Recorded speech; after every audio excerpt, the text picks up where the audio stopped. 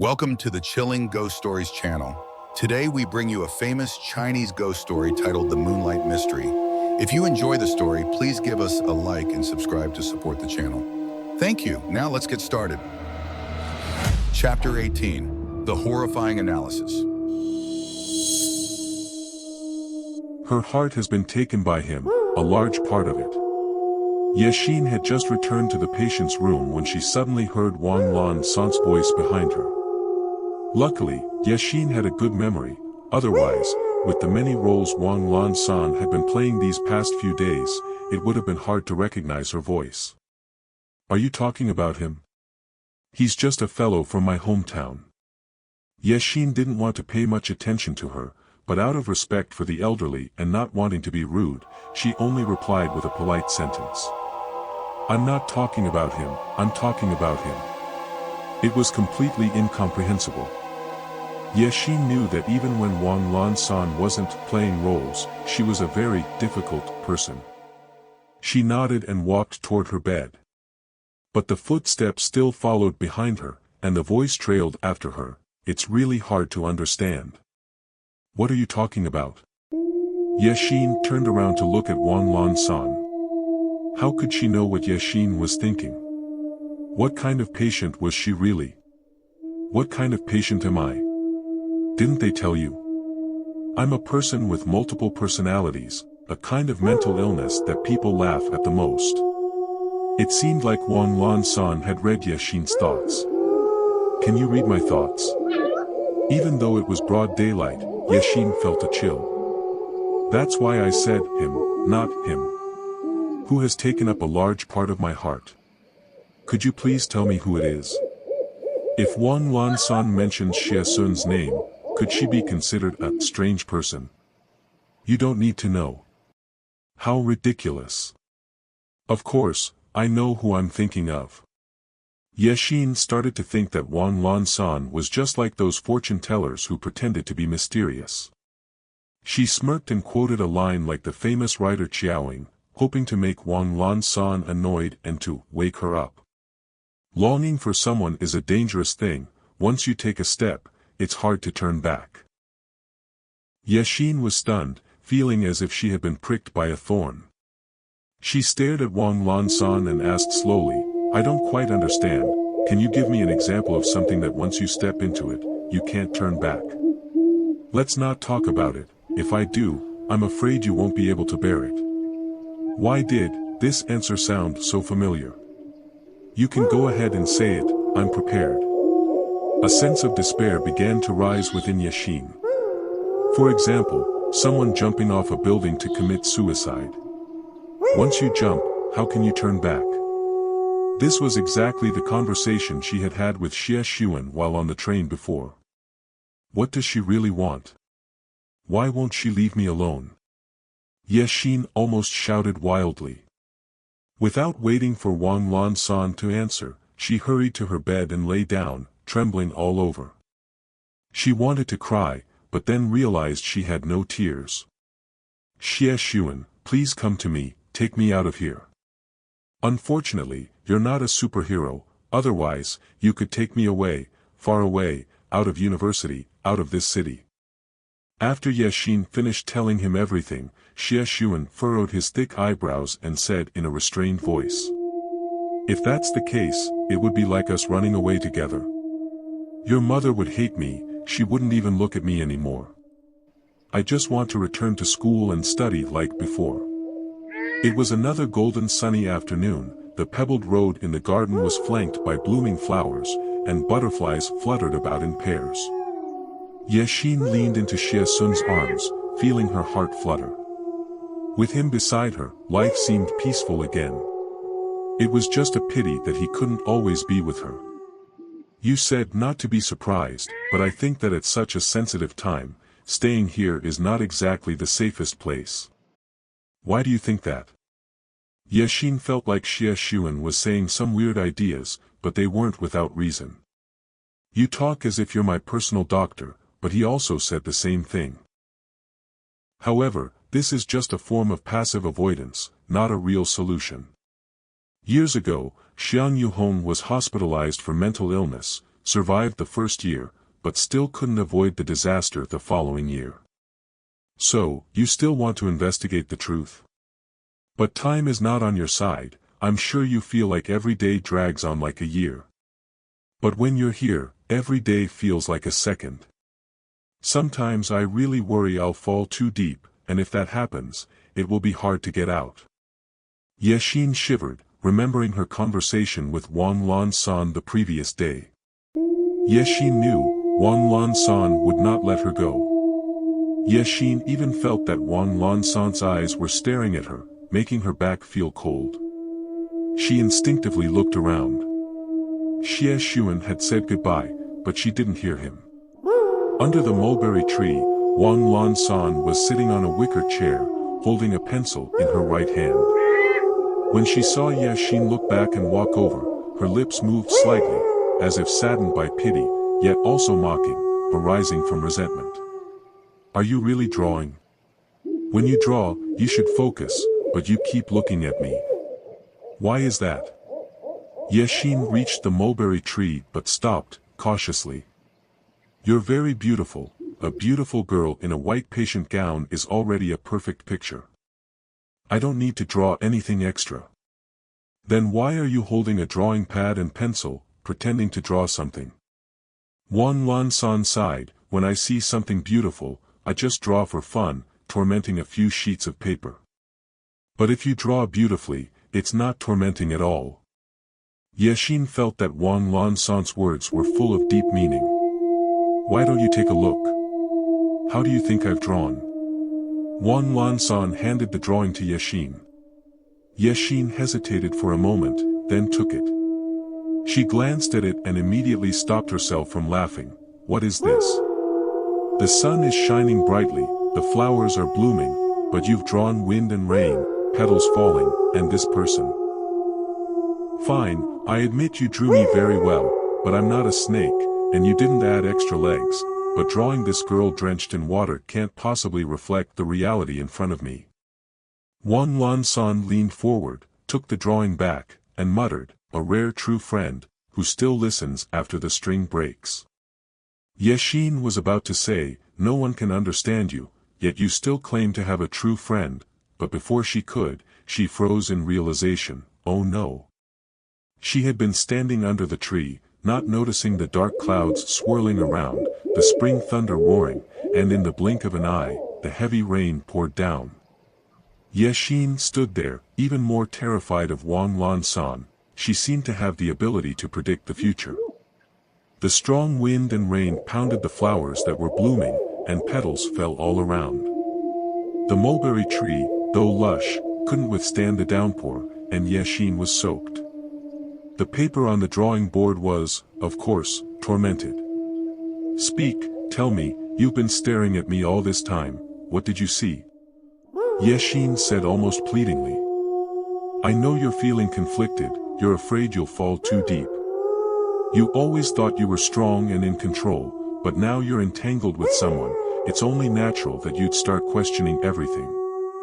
Uōng Lán Shān said like a seasoned psychologist. You still haven't answered me, who am I thinking about, what's their name? A name is just a signal. So you don't know, then. Uōng Lán Shān sighed heavily, let's say I say the name is Xiè Xùn, what does that tell you? It's just a name, after all. But in my heart, that name represents how important he is to me. Xiè Xùn began to feel that Uōng Lán Shān's mysteriousness wasn't just about her multiple personalities, and she began to confide in her feelings. What's occupying your heart isn't a name, but a tragedy. Xiè Xùn faltered, you're speaking nonsense. How do you know that? Unless you can truly see through the hearts of others. Could it be that you really have the power to predict the future? Do you know why I've been in this institution for 40 years? Xiè Xùn stopped asking and thought carefully. Uōng Lán Shān's words had struck her deeply. If what she said was true, she had mentioned Xiè Xùn's name, knew her psychological state, and acted the parts of Xiang Yuhong and Shan waiting perfectly. The terrifying part was she had almost never said anything wrong. What would this tragedy be? Was she destined to repeat the outcome of the murder case 405? Or was Uōng Lán Shān still setting things up to cast her as the victim, playing the role along with her? Why would she do this? Who is Zhuang Ifan? Xīn felt that perhaps all the mysteries were tied to Uōng Lán Shān's strange persona: white clothes, long hair, a beautiful singing voice, and that mangled face. A glimmer of youthful light flashed in Uōng Lán Shān's aged eyes, a brief flicker, but it lingered in Xīn's deep gaze. The rain's getting heavier, I'm tired now. The nurses are negligent, they don't even bother calling us inside. Dr. Deng Liang says I'm in a critical phase, I shouldn't be affected too much. I need to rest. Now it was Xīn's turn to persist. Tell me who she is. If you don't, I'll guess it. I think she must be a very important person in your life. Perhaps someone you loved deeply. You're a fan of movies, you must have wanted to be a movie star when you were young, which is why you mimic the people you've met who left a strong impression on you. Zhuang Ifan must have been your idol when you were young, she was probably very beautiful, elegant, with a voice like an angel. She was a wonderful woman in your eyes. But why does she wear a mangled mask? Or maybe she really has a ruined face. By the time she reached the last sentence, Xīn was almost bewitched. Uōng Lán Shān suddenly stood up, walked over to Xīn, snatched the drawing from her hand and threw it away, gripping Xīn's arms tightly, causing her to feel pain. Do you want me to tell you the truth? I've seen. Suddenly, Uōng Lán Shān trembled violently, her old face twisting grotesquely. What did you see? I've seen her in you. Uōng Lán Shān let out a laugh, an eerie one, as though a great burden had been lifted. Xiaoying had finished organizing the fashion event, and while waiting for the next challenge, she wanted to take a week off to go back to Jiangjing. For a long time, she had been haunted by a feeling of guilt. When her daughter needed her most, she had to travel for work. Thankfully, she noticed that Xīn seemed brighter, as if she no longer bore any resentment against her. On the contrary, she was holding her mother's hand, chatting happily, with no odd or strange words. Xiaoying believed she had made the right decision before, agreeing with the school and the hospital to have Xīn admitted to the psychiatric ward, which had led to a positive change in her. The guilt in her heart had been somewhat alleviated. Xīn was very happy to see her mother. Especially when her mother said she would stay for a week, she felt even more joyful.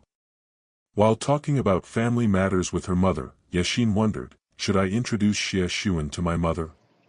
Her mother couldn't not hear about the name Xiè Xùn, a name that, together with hers, had become infamous at school. Xīn thought it over and decided to wait for the right moment before introducing her celebrity boyfriend, Xiè Xùn. Every day, Xīn lived in anticipation for Xiè Xùn's visit. When he came, it was the brightest moment of her day. He must have skipped many classes, some days he visited her multiple times. Xīn worried that his studies might suffer because of it. Xiè Xùn laughed. That's even better, I'll wait for you to get out of the hospital, and we'll study together. Today, my mom said she met Dr. Tian to discuss my condition. Tomorrow, Dr. Tian will hold an evaluation for me, I hope he will allow me to leave. I feel like he's starting to trust me more. That's great, we'll always be together. But I'm afraid that when that happens, you'll get tired of me. Xīn knew Xiè Xùn was joking, or should she say, he was loosening his grip to pull her in tighter, and she just smiled silently at him, thinking, you silly boy, do you know that in these past few days, waiting for you and having you come to me has been enough to make me fall in love with you for life. Xīn suddenly remembered an old song, and asked, you've been speaking in riddles, but you still haven't told me the story behind the song. Wait for me, what's the real story? Let's wait until you're out of the hospital, then we'll talk. Discussing life and death now would be bad for your mood. It's already hard for you to rest here, we shouldn't stir up anything that might affect your evaluation. You must keep your word. After I get out of the hospital, you have to tell me everything. I'll keep my promise, just like I've been coming to visit you every day. I must make it clear to you, Xiè Xùn, that today I'm meeting you privately to discuss your evaluation, which is part of my professional duty, but it's also a bit like holding the lantern in front of the car. Since you're a patient of Dr. Deng Liangchuan, after I give my evaluation, I still need to discuss it with him. He's the top expert in this field, and we'll come to a reasonable conclusion together. Dr. Zhihaiding spoke slowly, offering Xiè Xùn a glass of mineral water. His speech was as dull and bland as the water, with none of the charm of Dr. Deng Liangchuan. Are you still often thinking about the murder case 405? To be honest, I can't help but think about it, but I feel like more and more it's just a psychological obsession with the historical details and the rumors. I've been affected, at least it's affected my studies, but I don't think it's to the point of being schizophrenia. If we let you out soon, won't you fear becoming the 13th victim? Dr. Zhihaiding suddenly found himself unsure whether to trust Xiè Xùn's words. In the past few days, it seemed like she had gone through something. Of course I'm afraid.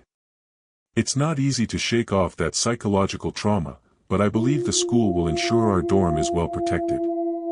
I've heard that the school has taken safety measures before, but still couldn't stop it, which makes people feel like it's unavoidable. I really don't believe in fate, I only believe that my youthful days need to be cherished and protected. Have you adapted to living here? At first, I didn't fit in at all, the noise at night kept me awake, but in the past few days, it's been better. The teachers and friends have come to visit me, bringing the warmth of the collective. You've mentioned before. I'm thinking about the person you referred to as your boyfriend, a classmate named Xiè Xùn. Has he visited you? Answering fluently, Xiè Xùn suddenly fell silent. Should she tell the truth? The things she had just said were her genuine feelings, though a little idealized. If the school had been spreading rumors, then the doctors must have known about it too, so why should she reinforce it?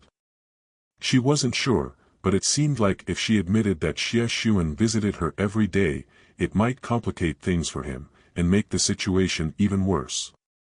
He came in every time like an intern, no one knew who he was. Xiè Xùn nodded. It's not really accurate to call him my boyfriend.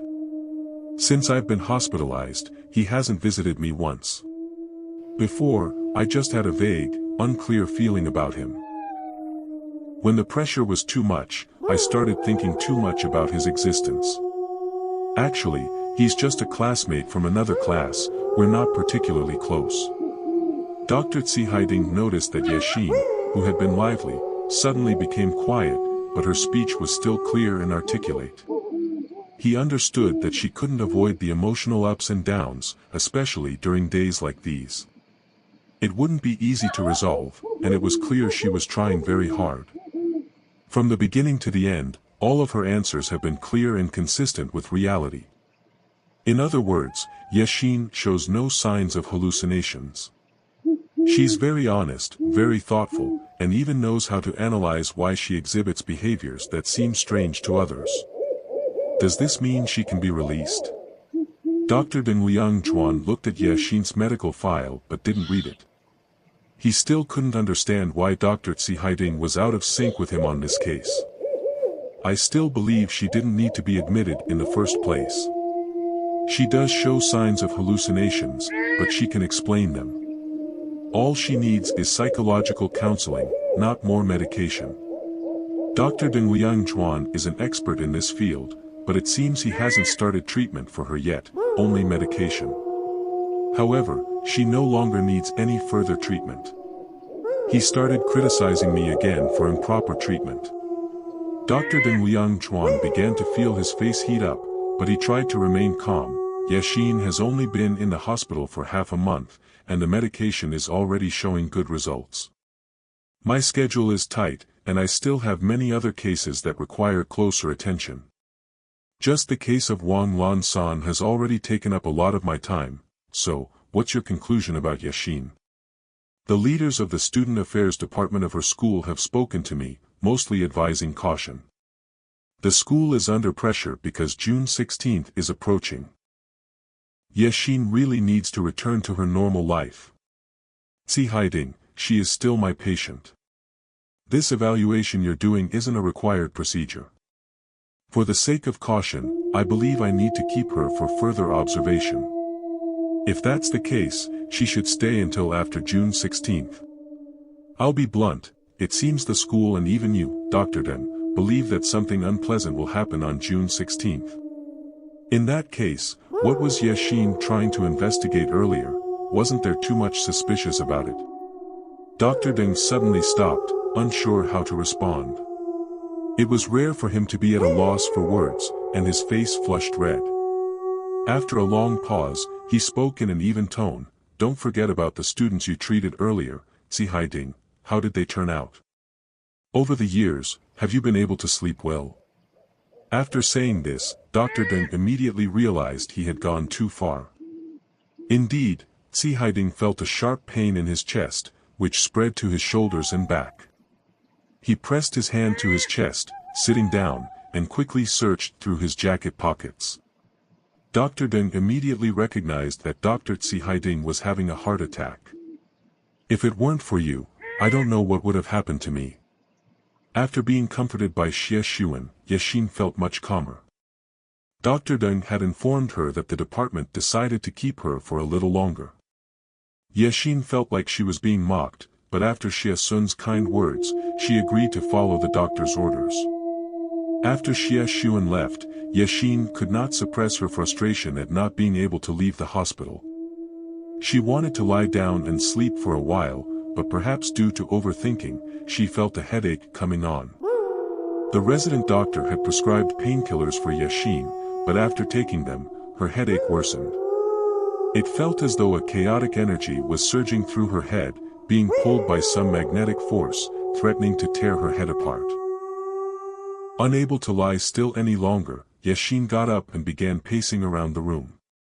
At first, her legs wouldn't obey her, but after only walking a few steps, she seemed to lose consciousness and didn't know when she reached the door.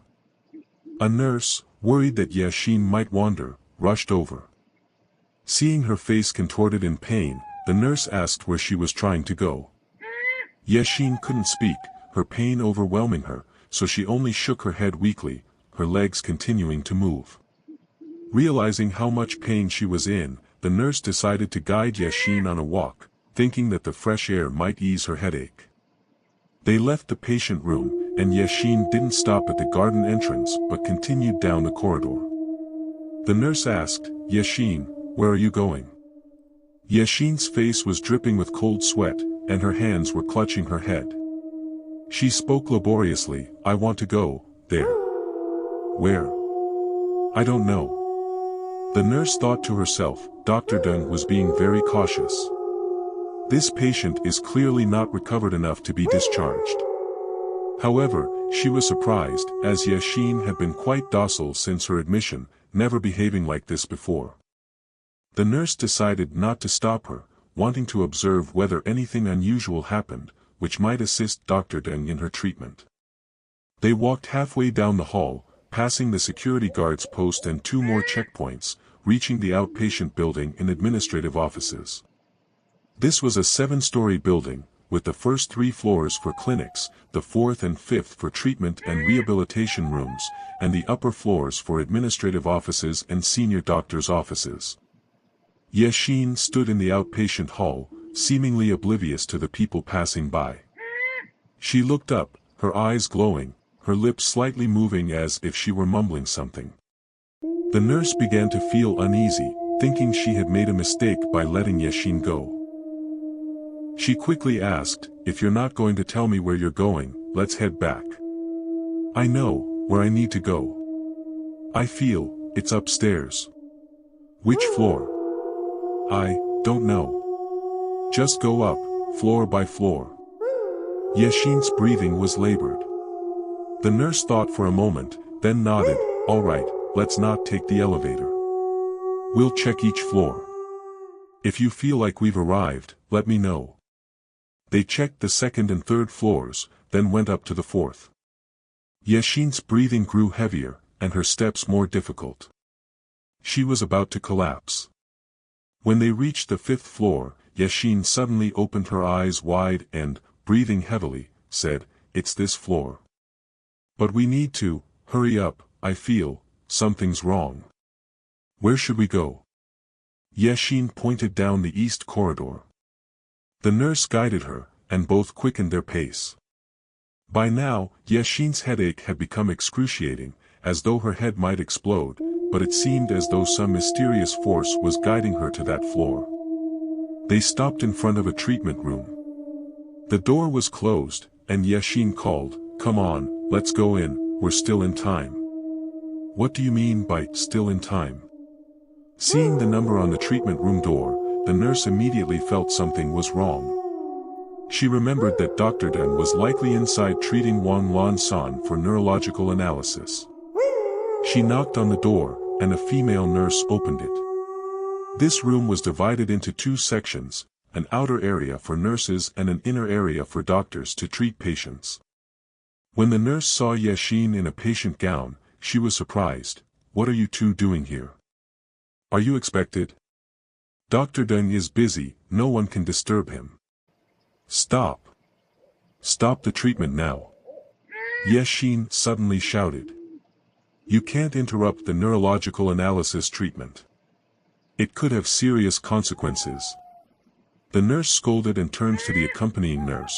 "How could you not understand basic knowledge? Why are you letting the patient take control? Go back now." The nurse accompanying Xiè Xùn felt she was losing the argument, so she grabbed Xiè Xùn's hand. "This place is very calm, everything is fine, let's go back." Xiè Xùn shook herself free and ran into the inner room, but she started pounding the door and twisting the doorknob, yet the door remained locked. The 2 nurses rushed in to drag Xiè Xùn out, and one of them called into the room, "Sorry, Dr. Deng, there's a patient having a fit. We've controlled the situation. Please continue your treatment." After saying this, the nurse pressed her ear to the door, listening, and muttered, "What's going on? Why does it sound like there's a man's voice inside?" She immediately realized that the situation was serious and took out a key to open the inner door. But it seemed the door had been locked from the inside, and she couldn't open it. Xiè Xùn shouted, "No need to wait anymore, the 3 of us will break down the door." The 2 nurses looked at each other and realized there was no better option. Together, they forced the door open. The door flew open, and all 3 of them were stunned by the sight before them. They saw the window fully opened, and standing on the edge of the sill was Dr. Deng Liangchuan. Meanwhile, Uōng Lán Shān was sitting calmly on the sofa in the neurological analysis room, her legs propped up, grinning as Dr. Deng stood on the window ledge. "Dr. Deng." Dr. Deng seemed to wake up when he heard the shouting and the sound of the door being forced open. He turned around, facing outward, looking confused at the 3 people who had just rushed in. Uōng Lán Shān suddenly spoke, but it was a man's voice. "Don't you still cling to shallow fame and profit? How long do you think you can go on like this? Even if you become the department head, the chief physician, and then the hospital director, so what? Along the way, how many things have you done against your conscience? Writing medical reports, accepting bribes, copying dissertations. And now you still want to continue? That would be very sad. The atmosphere in the city is filthy, but it is still cleaner than the hearts of its people. I should dissolve into the air here, at least contributing a little substance for everyone to breathe." The 3 women immediately realized the danger of the situation. Xiè Xùn and the accompanying nurse rushed to hold Uōng Lán Shān down, with Xiè Xùn even covering her mouth. The nurse from the treatment room slowly approached the window, quietly calling out, "Dr. Deng, you've been deceived. You're a real doctor, and you still have a bright future. Please come down." "All right, I'll come down." The nurse screamed in terror, and Xiè Xùn looked up, but there was no sign of Dr. Deng on the window ledge anymore.